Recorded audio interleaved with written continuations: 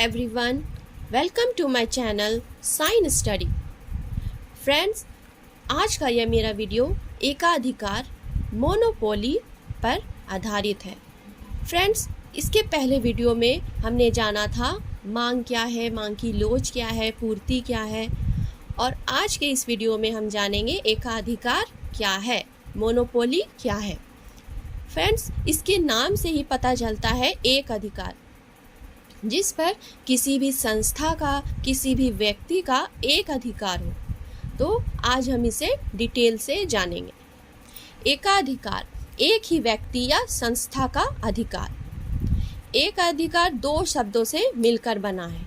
एक अधिकार अर्थात बाजार की वैसी स्थिति जहां किसी वस्तु या सेवाओं का क्या हो, एकमात्र विक्रेता हो, ठीक है, और उनकी वस्तु या सेवाओं का स्थानापन्न भी लगभग शून्य हो।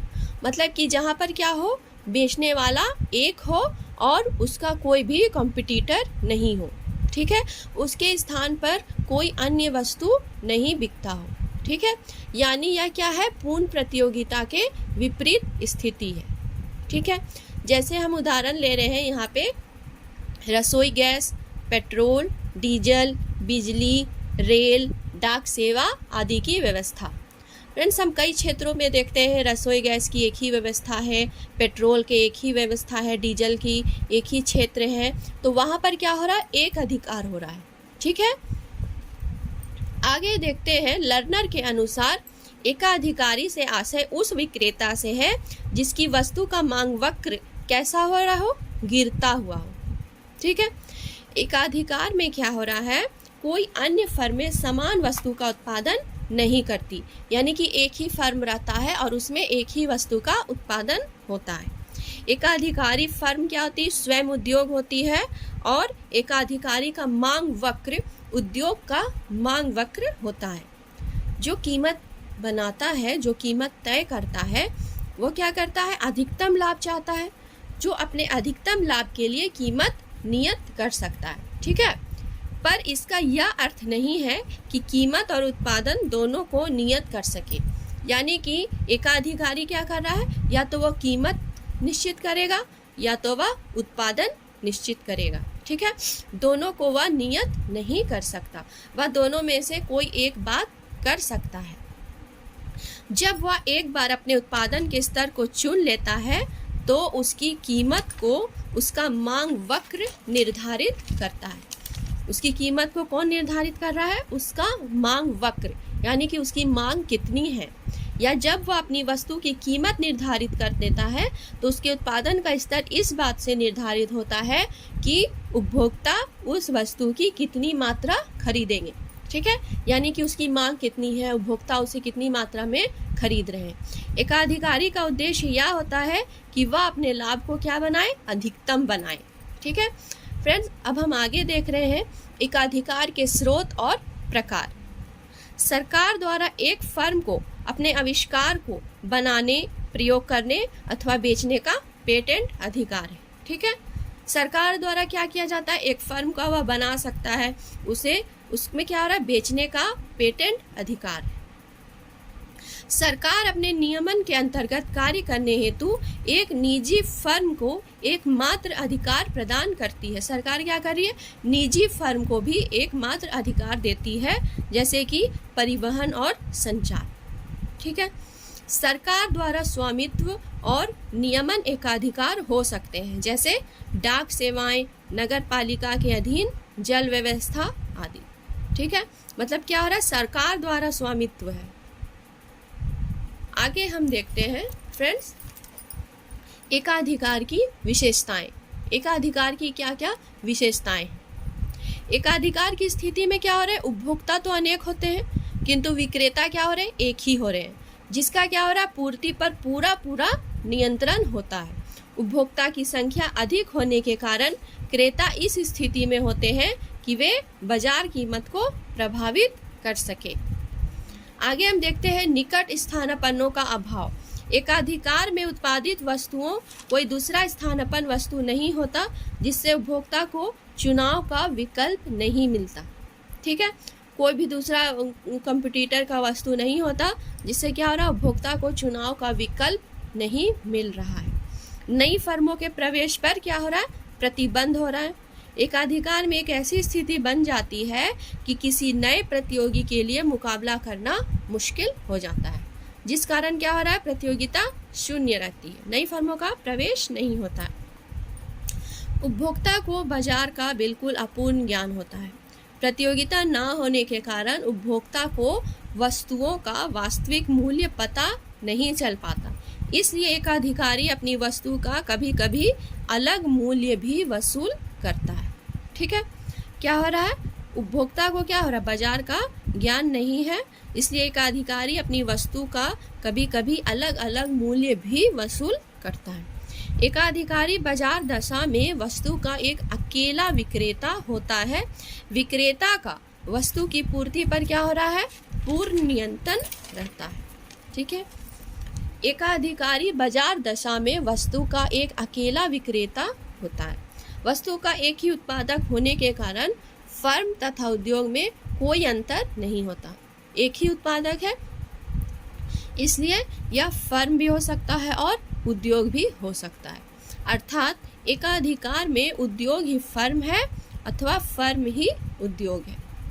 एकाधिकारी की वस्तु की मांग की लोच कैसी होती है, शून्य होती।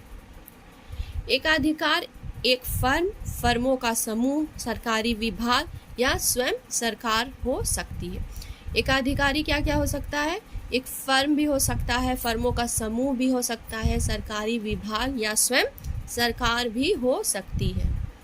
ठीक है, एकाधिकारी का अपनी वस्तु की पूर्ति पर पूरा पूरा नियंत्रण रहता है, बाजार की पूर्ति पर नहीं रहता, अर्थात वस्तुओं की पूर्ति पर नहीं।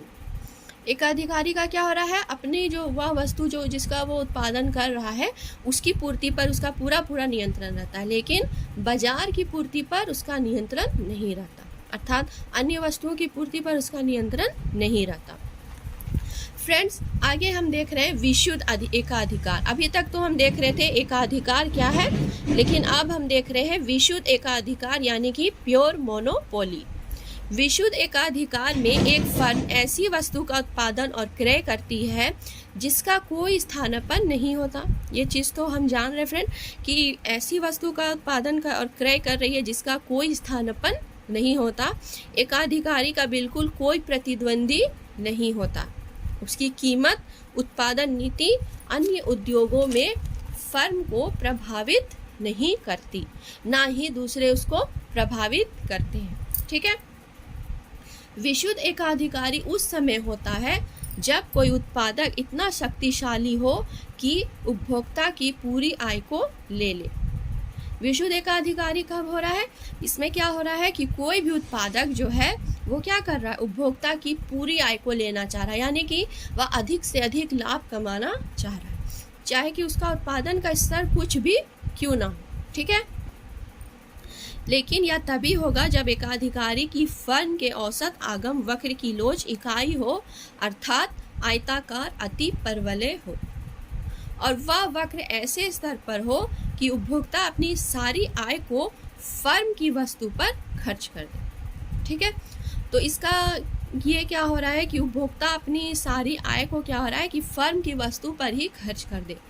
ठीक है, और उसकी लोच कैसी हो, इकाई हो, जिसे कि हम क्या बोलते हैं, आयताकार अति परवलय हो, चाहे वस्तु की कीमत कुछ भी हो। विशुद्ध एकाधिकारी हमेशा सब उपभोक्ताओं की क्या करता है, पूरी आय लेना चाहता है। यहाँ पे फ्रेंड्स हम देख रहे हैं कि विशुद्ध एकाधिकारी का मांग वक्र क्या है, AR।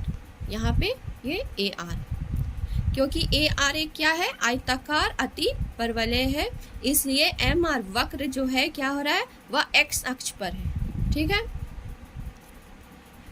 यदि वह OP कीमत निश्चित करता है तो उत्पादन के बेचे जाने वाले स्तर OA को उसके कौन निश्चित निर्धारित करते हैं, ग्राहक निर्धारित करते हैं। ठीक है, अगर एकाधिकारी OP कीमत निश्चित कर रहा है तो उसके उत्पादन को कौन निर्धारित कर रहे हैं, ग्राहक निर्धारित कर रहे हैं। यदि वह OA उत्पादन का स्तर निश्चित करता है तो वस्तु के लिए दी जाने वाली कीमत OP को उसके ग्राहक निर्धारित करते हैं।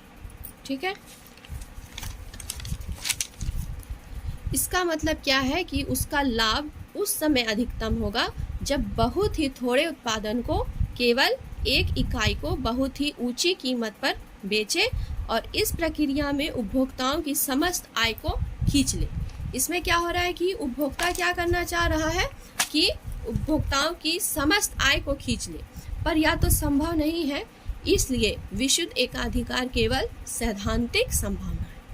विशुद्ध एकाधिकार क्या है? केवल एक सैद्धांतिक संभावना है। इसलिए एकाधिकार को ही हम और भी विस्तार से पढ़ेंगे। आगे के वीडियो में हम जानेंगे कि एकाधिकार में कीमत का निर्धारण कैसे किया जाता है। ठीक है, एकाधिकार में कीमत विभेद कैसे किया जाता है। ठीक है फ्रेंड्स, आज का ये मेरा वीडियो यहीं तक है। अगर आपको ये वीडियो पसंद आए तो इसे लाइक करें। फ्रेंड्स, तब तक के लिए थैंक्स।